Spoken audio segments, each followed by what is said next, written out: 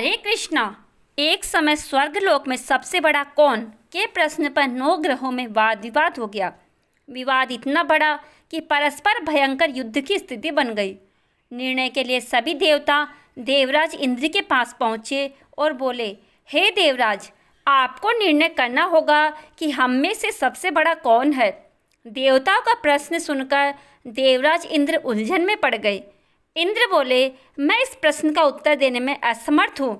हम सभी पृथ्वी लोक में उज्जैनी नगरी में राजा विक्रमादित्य के पास चलते हैं। देवराज इंद्र सहित सभी देवता उज्जैनी नगरी पहुँचे। महल में पहुंचकर जब देवताओं ने उनसे अपना प्रश्न पूछा तो राजा विक्रमादित्य भी कुछ देर के लिए परेशान हो उठे, क्योंकि सभी देवता अपनी अपनी शक्तियों के कारण महान थे। किसी को भी छोटा या बड़ा कह देने से उनके क्रोध के प्रकोप से भयंकर हानि पहुंच सकती थी। अचानक राजा विक्रमादित्य को एक उपाय सूझा और उन्होंने विभिन्न धातुओं स्वर्ण, रजत, कांसा, ताम्र, सीसा, रांगा, जस्ता, अब्रक व लोहे के 9 आसन बनवाए। धातुओं के गुणों के अनुसार सभी आसनों को एक दूसरे के पीछे रखवाकर उन्हें देवताओं को अपने अपने सिंहासन पर बैठने को कहा। देवताओं के बैठने के बाद राजा विक्रमादित्य ने कहा, आपका निर्णय तो स्वयं हो गया। जो सबसे पहले सिंहासन पर विराजमान है वही सबसे बड़ा है। राजा विक्रमादित्य के निर्णय को सुनकर शनि देवता ने सबसे पीछे आसन पर बैठने के कारण अपने को छोटा जानकर क्रोधित होकर कहा, राजा विक्रमादित्य, तुमने मुझे सबसे पीछे बैठाकर मेरा अपमान किया। तुम मेरी शक्तियों से परिचित नहीं हो। मैं तुम्हारा सर्वनाश कर दूंगा। शनि ने कहा, सूर्य एक राशि पर 1 महीने, चंद्रमा 2.25 दिन, मंगल 1.5 महीने, बुध और शुक्र 1 महीने, बृहस्पति 13 महीने रहते हैं, लेकिन मैं किसी राशि पर 7.5 वर्ष तक रहता हूँ।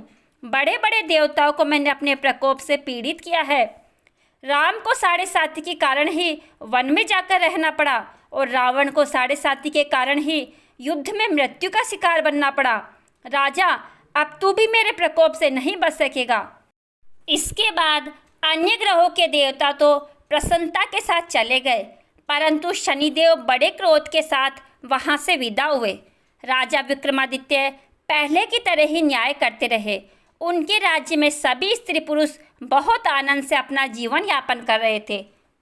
कुछ दिन ऐसे ही बीत गए। उधर शनि देवता अपने अपमान को भूले नहीं थे।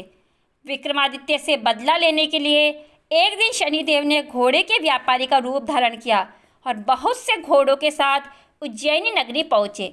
राजा विक्रमादित्य ने राज्य में किसी घोड़े के व्यापारी के आने का समाचार सुना तो अपने अश्वपाल को कुछ घोड़े खरीदने के लिए भेजा। घोड़े बहुत कीमती थे। अश्वपाल ने जब वापस लौटकर इस संबंध में बताया तो राजा विक्रमादित्य ने स्वयं आकर एक सुंदर व शक्तिशाली घोड़े को पसंद किया। घोड़े की चाल देखने के लिए राजा उस घोड़े पर सवार हुए तो वह घोड़ा बिजली की गति से दौड़ पड़ा। तेजी से दौड़ता घोड़ा राजा को दूर एक जंगल में ले गया और फिर राजा को वहां गिराकर जंगल में ही कहीं गायब हो गया। राजा अपने नगर को लौटने के लिए जंगल में भटकने लगा, लेकिन उन्हें लौटने का कोई रास्ता नहीं मिला। राजा को भूख प्यास भी लग गई। बहुत घूमने पर उसे एक चरवाहा मिला। राजा ने उससे पानी मांगा। पानी पीकर राजा ने उस चरवाहे को अपनी अंगूठी दे दी। फिर उससे रास्ता पूछकर वह जंगल से निकलकर पास के नगर में पहुंचा। राजा ने एक सेठ की दुकान पर बैठकर कुछ देर आराम किया। उस सेठ ने राजा से बातचीत की तो राजा ने उसे बताया कि मैं उज्जैनी नगरी से आया हूँ। राजा के कुछ देर दुकान पर बैठने पर सेठ जी की बहुत बिक्री हुई। सेठ ने राजा को बहुत भाग्यवान समझा और खुश होकर उसे अपने घर भोजन के लिए ले गया। सेठ के घर में सोने का एक हार खूंटी पर लटका हुआ था। राजा को उस कमरे में छोड़कर सेठ कुछ देर के लिए बाहर गया। तभी एक आश्चर्यजनक घटना घटी। राजा के देखते देखते सोने के उस हार को खूंटी निगल गई। सेठ ने कमरे में लौटकर हार को गायब देखा तो चोरी का संदेह राजा पर ही किया, क्योंकि उस कमरे में राजा ही अकेला बैठा था। सेठ ने अपने नौकरों से कहा कि इस परदेसी को रस्सियों से बांधकर नगर के राजा के पास ले चलो। राजा ने विक्रमादित्य से हार के बारे में पूछा तो उसने बताया कि उसके देखते ही देखते खूंटी ने हार को निगल लिया था। इस पर राजा ने क्रोधित होकर चोरी करने के अपराध में विक्रमादित्य के हाथ पांव काटने का आदेश दे दिया। राजा विक्रमादित्य के हाथ पांव काटकर उसे नगर की सड़क पर छोड़ दिया गया। कुछ दिन बाद एक तेली उसे उठाकर अपने घर ले गया और उसे अपने कोल्हू पर बैठा दिया। राजा आवाज देकर बैलों को हाँकता रहा। इस तरह तेली का बेल चलता रहा और राजा को भोजन मिलता रहा। शनि के प्रकोप की 7.5 पूरी होने पर वर्षा ऋतु प्रारंभ हुई। राजा विक्रमादित्य एक रात मेघ मल्हार गा रहा था कि तभी नगर के राजा की लड़की राजकुमारी मोहिनी रथ पर सवार उस तेली के घर के पास से गुजरी। उसने मेघ मल्हार सुना तो उसे बहुत अच्छा लगा और दासी को भेजकर गाने वाले को बुला लाने को कहा। दासी ने लौटकर राजकुमारी को अपंग राजा के बारे में सब कुछ बता दिया। राजकुमारी उसके मेघ मल्हार से बहुत मोहित हुई, अतः उसने सब कुछ जानकर भी अपंग राजा से विवाह करने का निश्चय कर लिया। राजकुमारी ने अपने माता पिता से ये बात कही तो वे हैरान रह गए। रानी ने मोहिनी को समझाया, बेटी तेरे भाग्य में तो किसी राजा की रानी होना लिखा है, फिर तो उस अपंग से विवाह करके अपने पाँव पर क्यों कुल्हाड़ी मार रही हो। राजकुमारी ने अपनी जिद नहीं छोड़ी। अपनी जिद पूरी कराने के लिए उसने भोजन करना छोड़ दिया और प्राण त्याग देने का निश्चय कर लिया। आखिर राजा रानी को विवश होकर अपंग विक्रमादित्य से राजकुमारी का विवाह करना पड़ा। विवाह के बाद राजा विक्रमादित्य और राजकुमारी तेली के घर में रहने लगे। उसी रात स्वप्न में शनिदेव ने राजा से कहा, राजा तुमने मेरा प्रकोप देख लिया, मैंने तुम्हें अपने अपमान का दंड दिया है। राजा ने शनिदेव से क्षमा करने को कहा और प्रार्थना की कि हे शनिदेव, आपने जितना दुख मुझे दिया है अन्य किसी को न देना। शनिदेव ने कुछ सोचकर कहा, राजा मैं तुम्हारी प्रार्थना स्वीकार करता हूँ। जो कोई स्त्री पुरुष मेरी पूजा करेगा, शनिवार को व्रत करके मेरी व्रत कथा सुनेगा, उस पर मेरी अनुकंपा बनी रहेगी।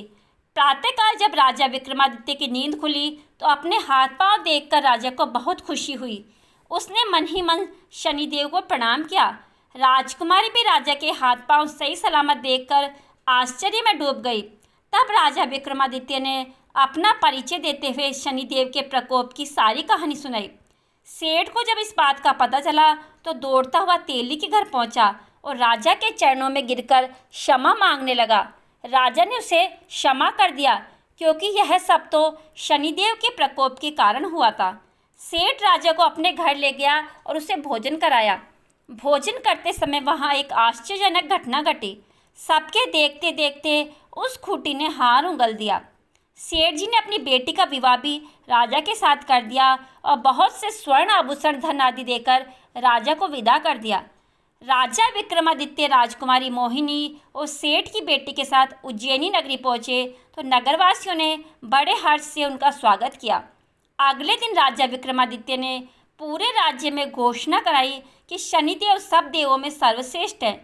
प्रत्येक स्त्री पुरुष शनिवार को उनका व्रत करे और व्रत कथा अवश्य सुने। राजा विक्रमादित्य की घोषणा से शनिदेव बहुत प्रसन्न हुए। शनिवार का व्रत करने और व्रत कथा सुनने के कारण सभी लोगों की मनोकामनाएं शनिदेव की अनुकंपा से पूरी होने लगी और सभी लोग आनंद पूर्वक रहने लगे। आपको आज की कहानी कैसी लगी? अगर कहानी पसंद आई हो तो कमेंट बॉक्स में जय शनिदेव अवश्य लिखें।